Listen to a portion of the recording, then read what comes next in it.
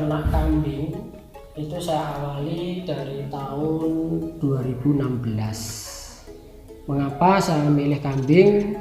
Karena waktu itu saya sebagai peternak sapi itu sudah merasa lelah dari segi fisik, dan juga untuk mencari untungnya sudah terlalu sulit, modalnya besar.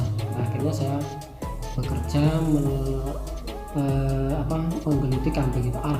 Akhirnya ini saya belajar 2 ekor itu, saya pelajari betul sifat-sifat kambing. Kok ternyata kambing itu lebih ringan dan lebih menjanjikan. Ternyata setelah saya pelihara akhirnya laku dijual dan hasilnya juga lumayan. Terus saya beli lagi ternyata juga bagus. Terus akhirnya saya di tahun 2018 itu mencoba saat buat kandang dengan ukuran 2,5 meter kali 125 cm. Itu saya pelihara 10 ekor. Itu saya pelihara selama 5 bulan dengan modal 18 juta, dengan hitungan 13 juta itu saya belikan bibit, kemudian yang 5 juta itu saya pakai untuk ngombor selama 1 bulan, masih ditambah hijauan. Itu bisa ternyata laku 18 juta. Berarti saya berpendapat lebih menguntungkan kambing. Nah, akhirnya kambing ini saya tekuni betul, akhirnya saya kembangkan. Terus saya mencari indukan agar mengurangi modal kita beli. Alhamdulillah ini 2 tahun terakhir ini berkembang dan sekarang bisa menjadi kurang lebih 67 ekor dalam kondisi kambing bunting ada sekitar 20 ekor. Nah, dengan seperti ini akhirnya banyak masyarakat yang ke tempat saya itu banyak yang belajar, kok bisa Pak Dukuh seperti itu, terus waktunya bagaimana, untuk kasih makan cari rumputnya bagaimana, itu seperti itu. Nah, akhirnya saya jelaskan pada teman-teman, pada saudara tempat saya, sebenarnya sangat sederhana, asal kita kalau sudah tahu ilmunya, tekniknya, itu sebenarnya tidak ada yang sulit. Kemudian saya ceritakan, saya kasih makan hijauan itu kalau kambing 67 hanya sekali, yaitu di waktu sore sekitar jam 5 sampai jam 6 itu saya kasih rumput. Kemudian pagi itu sekitar jam 8 itu saya kerja bersih-bersih, terus nanti saya kasih kombor kering. Ya, komboran kering ini dengan bahan kombor saya pakai konsentrat yang bermerek Bokonge, ini produksi dari pabrikan, dan seratnya saya pakai limbah dari ketela pohon, yaitu yang disebut dengan pongkol telo itu. Karena saya punya pendapat bahwa pongkol telo ini kan mengandung serat dan karbohidrat yang lumayan karena dari ketela. Nah, kemudian dari nutrisi yang lainnya ini dipenuhi oleh Bokonge ini, konsentrat Bokonge, karena mengandung protein 13%. Nah, ini cukup untuk breeding atau untuk pengembangan juga bagus. Nah, alhamdulillah dengan 2 jenis pakan ini saya kasihkan, ini hasilnya sangat bagus. Artinya kambing itu dalam kondisi menyusui pun tidak terlalu kurus, dan pertumbuhan dari peranaan cempenya itu juga kondisinya bagus. Ini kemudian berapa harga pakan? Nah, ini harga pakan ini juga sangat murah sebenarnya, karena saya kombinasi 2:1, Bokonge 1 kilo, kemudian pongkolnya 2 kilo, ini dengan harga 3.300, sama pongkol telonya 1 kilonya 1.700, berarti kan kalau 2 kilo 3.400, jadi total ada 6.700. Kalau dibagi 3 jatuhnya jadi 2.250. Nah, ini sangat murah. Padahal kambing satu itu 1 hari nggak habis 1 kilo, hanya saya kasih 1/2 kilo. Berarti kan kambing satu pemeliharaan untuk kombornya hanya sekitar berapa? 2.225 dibagi 2 sekitar 1.150 paling enggak, sekitar itu. Berarti sangat murah. Tapi saya tetap pakai hijauan. Lalu hijauannya apa? Saya menggunakan rumput odot. Nah, odot ini mengandung protein yang tinggi dan termasuk rumput yang berkualitas paling baik. Ini odot. Nah, ini. Ya, alhamdulillah selama ini saya pelihara kambing itu kita tidak terlalu banyak waktunya, karena pagi itu 1 jam saya cukup untuk bersih-bersih sama kasih ngombor. Terus kemudian untuk kasih rumputnya itu nanti saya sore mungkin dua ikat, ya rata-rata satu ikat itu sekitar 50 kilo, berarti untuk kapasitas 67 ekor itu satu harinya saya pakai hijauan sekitar 1 kuintal. Itu saya tanam sendiri dalam lokasi kurang lebih itu sekitar 500 meter untuk hijauannya saya. Ya alhamdulillah cukup. Ya ini untuk teknik perawatan.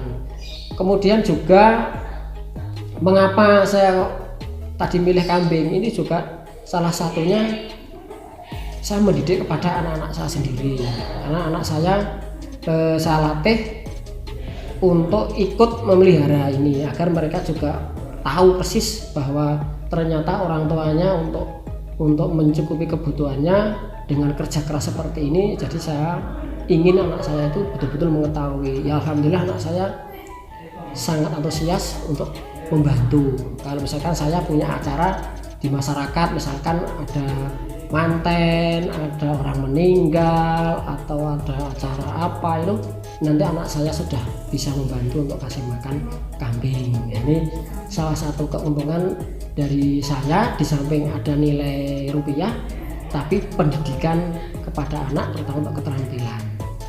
Terus kenapa saya milih ternak walaupun saya sebagai perangkat desa? Ya tujuannya adalah untuk menambah pendapatan keluarga. Karena apa? Perangkat desa itu sudah jelas, khususnya di daerah istimewa Yogyakarta, bahwa perangkat desa khususnya dukuh itu gajinya berdasarkan apa? Sesuai kemampuan desa. Artinya tanah pelungguh. Ya tanah pelungguh desa itu seperti apa? Ya kan macam-macam. Ada yang subur, ada yang tidak. Nah, khususnya di daerah Tridadi ini lahan pelungguhnya kan sudah sangat sempit karena sudah dibangun oleh pemerintah Kabupaten Sleman untuk kantor-kantor pemerintah daerah, sehingga tanahnya ya tanah kurang subur atau boleh dikata tandus. Nah, untuk meningkatkan hasil, nah ini saya tanam rumput, dan tanah yang kira-kira tidak produktif ini saya kasih tanaman kayu. Ya alhamdulillah dengan seperti itu saya lebih nyaman, artinya kita lebih tenang. Walaupun sekarang ada gaji sedikit tunjangan dari pemerintah, tapi saya masih bisa berkarya, bisa melayani warga masyarakat dengan penuh tanggung jawab dan sesuai aturan dan secara maksimal, dan saya bisa mencari tambahan pendapatan keluarga di rumah ya dengan cara ternak kambing ini. Dan alhamdulillah banyak teman-teman dari luar itu yang ke tempat saya belajar, bukannya hanya dari kalangan bawah, justru malah ada yang pensiunan bank itu datang ke tempat saya ingin belajar. Kemudian ada pamong yang tahu saya ternak kambing datang ke tempat saya ingin belajar dan sekarang juga belajar, sudah pelihara. Ada juga yang pengusaha, usahanya sudah nggak begitu bagus, akhirnya datang ke tempat saya ganti usahanya kambing. Ada juga yang sudah di PHK di perusahaan, dia bingung, ketemu saya ceritanya ke tempat saya akhirnya juga ternak kambing. Tapi khusus untuk warga yang sekiranya mereka butuh saya bantu, tetap saya bantu, saya dampingi, saya kasih ilmunya, saya datang ke tempatnya. Misalkan mereka beli ke tempat saya, tidak saya lepas, tetap saya dampingi sampai mereka tahu ilmunya. Jadi saya tidak hanya semata-mata menjual kambing tok, enggak, biar masyarakat juga merasa lebih dekat.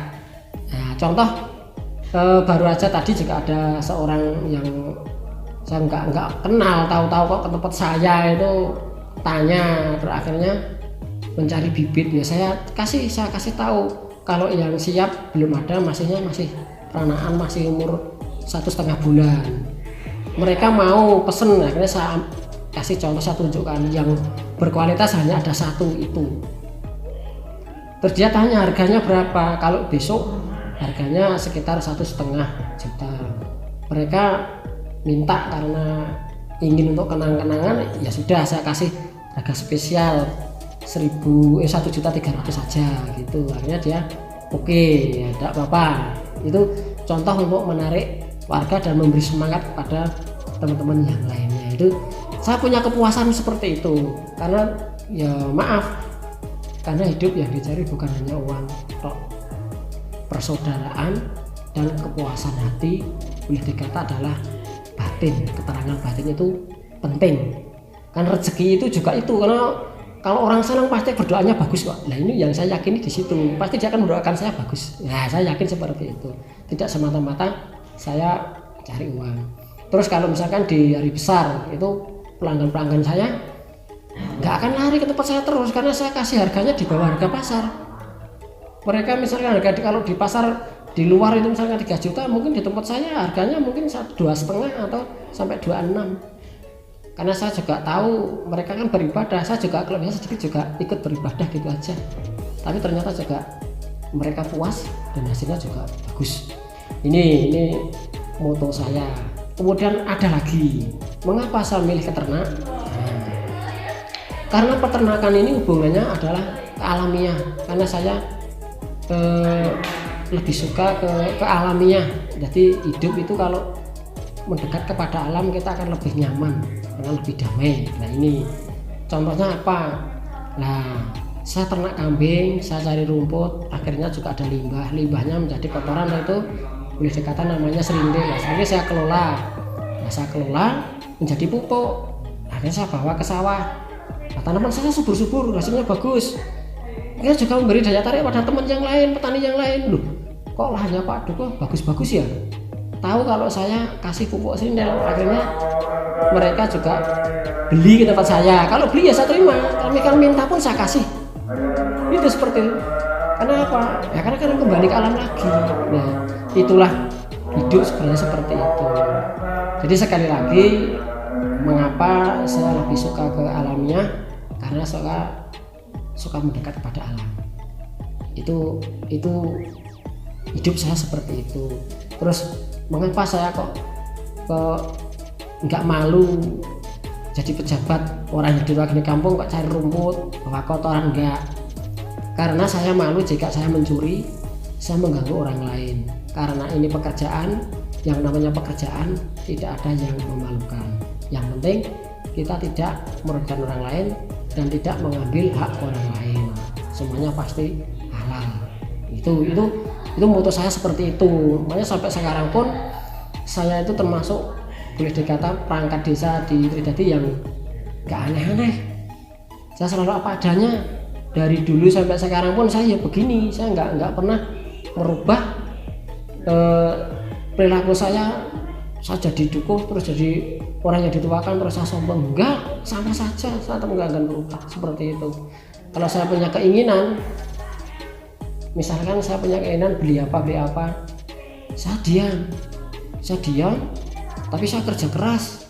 Saya punya target, artinya saya harus target dalam waktu sekian, saya harus bisa. Artinya kita dari sejak dini sudah kita perhitungkan, kita mulai nabung, ya caranya seperti itu saya.